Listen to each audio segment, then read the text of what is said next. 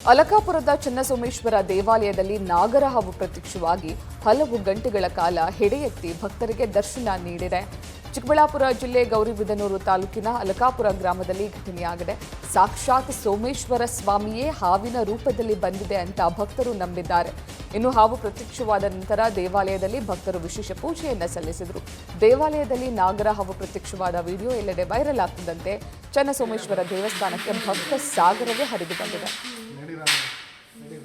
ಅಲಕಾಪುರದ ಚನ್ನಸೋಮೇಶ್ವರ ದೇವಾಲಯದಲ್ಲಿ ನಾಗರ ಹಾವು ಪ್ರತ್ಯಕ್ಷವಾಗಿ ಹಲವು ಗಂಟೆಗಳ ಕಾಲ ಹೆಡೆಯೆತ್ತಿ ಭಕ್ತರಿಗೆ ದರ್ಶನ ನೀಡಿದೆ.